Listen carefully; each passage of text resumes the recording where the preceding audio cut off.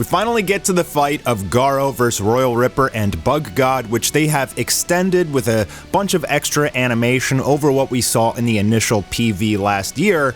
However, they for some reason cut things out of this episode. They cut out animations for no reason. And I am just very surprised at this. I don't really have an explanation for it. There was some nice animations, but you can tell that because of the poor scheduling, a lot of these scenes just fall apart, and it's really unfortunate. Now keep in mind, this is like our first technically major fight. It's not even really a major fight. Nobody actually dies here in this battle. We see Garo's fingers twitch at the end of the episode. This is really just like to test Garo's strength against two very powerful monsters. If you were gonna ask me like how is Garo vs. Royal Ripper and Bug God just simply overall, I would say it's really good. I just think that the issues with the episode come in when you have like an entire minute and a half of exposition with still frames, especially when you have animations that you're literally just not including. So when Dr. Genus is talking to Zombie Man and they redrew this picture of Saitama with hair, when they already have a finished animation of it that's really good. So very questionable choices here. But one thing they did do really well is they set the tone for the monsters. They really did a good job making the monsters seem extremely powerful and scary, especially near the end of this episode as they're going through all these powerhouses of the Monster Association, as they're talking about how there's these monster executives we get introduced to that could beat even the S-Class. I thought how they depicted the strength of these upcoming battles was a great way to foreshadow to fans all of the great content to come and the anticipation that goes with it. So great job there, kind of setting up the arc. Also, the very beginning, I guess 5 minutes, are really important for explaining a lot of the One Punch Man story.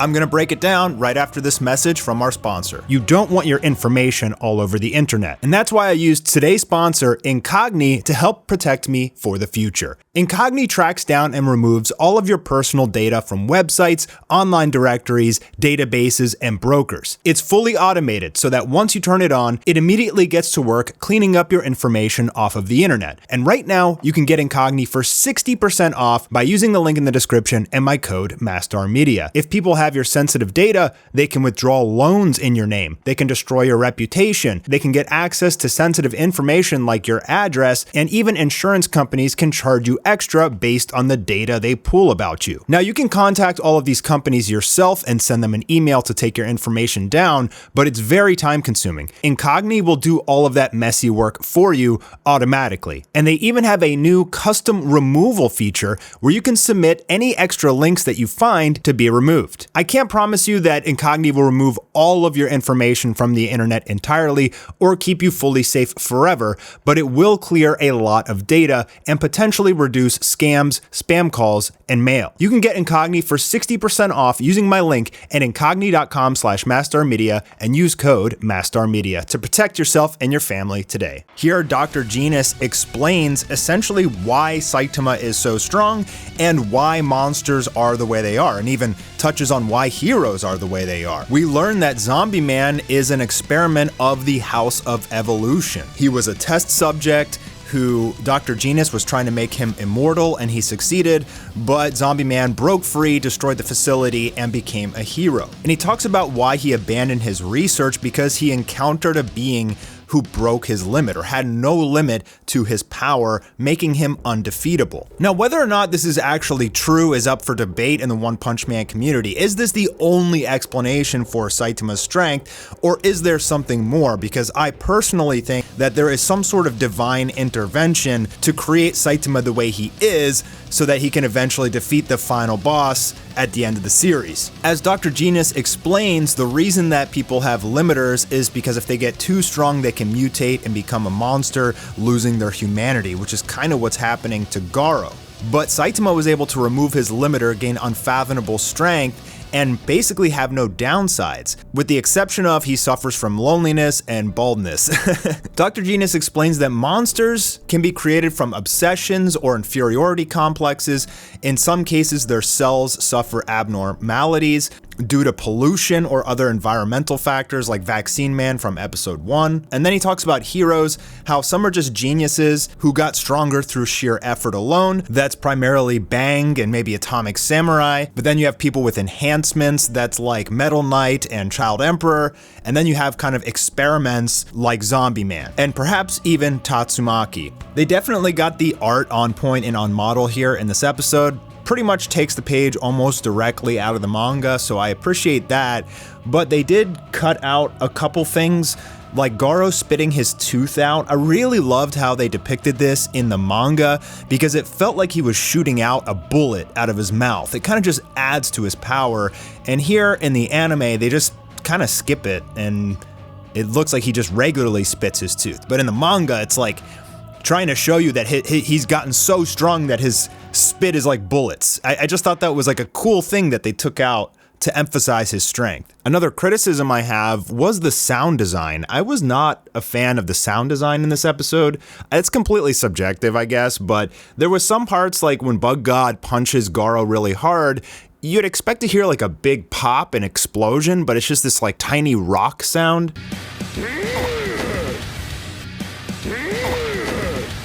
And I think some of the audio for Garo vs. Royal Ripper was a little strange. And they also cut out from the PV, they had Garo redirecting Royal Ripper's attack into Bug God's face, and they already animated this extremely well. And then they just don't include it in the episode. So I don't know how you can defend that. You have great animation already done, and you just don't include it. That's a huge fumble in my opinion. A big portion of the episode is a comedy scene with Saitama and everybody at his house as he returns from just taking out Garo. And Bang is actually terrified that Saitama just straight up killed Garo, but Saitama's more worried about the fact that he lost his wallet and he forgot his Napa cabbage for the hot pot at the restaurant when he went to go chase the Dine and Dasher. But luckily Fubuki arrives with the Napa cabbage, but she is pissed that Saitama left her with the bill for eating one french fry. Hilariously, Genos is like, oh no, I'll go recover it immediately. And Bang is like, no, you're not in good shape. You're not repaired enough yet. And that's when Genos notices a signature outside the house. He thinks a monster's attacking, but since everybody's tired and recovering, he pushes King out the door. Turns out that it is Dr. Kuseno. This is Genos' doctor. Saitama's like, hey, it's too crowded in here. You should leave. But then he pulls out presents, in particular, some premium meat, and everybody gets excited to cook it in the hot pot. So coming up, we're going to have this hilarious hot pot scene with all of these characters, I guess in the next episode. That should be some nice fun slice of life. The comedy scenes with Saitama and the whole crew, I thought they pulled this off pretty well. It was funny, but one thing I didn't like is the art direction, like just the backgrounds, they're constantly changing. From Saitama's room to some red background to some blue background to speed lines. It's just like too much. I feel like they're trying to do this to kind of like add value, and I personally don't feel like it adds any value. It's kind of jarring. Then we go back into the Monster Association, we meet some new monsters, and we get to finally meet Pure Blood. This monster has a huge fight coming up in just a couple episodes.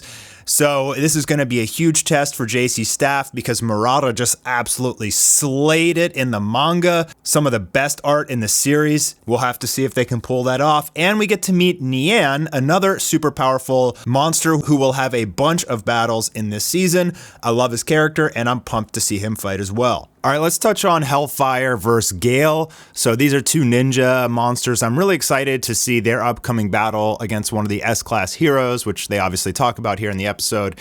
But in terms of the animation, like it starts off pretty strong, I feel like, and then I feel like it really just falls apart. These animations feel like really stiff and kind of amateur. And I've seen some people say they think this is good and others say it's, horrible. But like this scene in particular, just taking a look at the anatomy, it just feels off. There's not really like many smears. There's not really any exaggerated movements. And those things are really important for making a hand-to-hand combat animation feel fluid. Just as an example to explain why I'm saying this is amateur, as you can see as he throws his leg, like his torso isn't really moving much. And most of these combat scenes, as they're throwing their limbs, they're not arching their back. The movement is stiff. If you throw a kick, it's gonna pull your chest as well. And so when you have have it just stagnant with limbs flying around, you get that kind of stiff amateur animation. So you can see here with Gale, he's preparing to throw a punch with his right fist, and then his left fist comes out, and as he punches, he doesn't really extend too much. It should really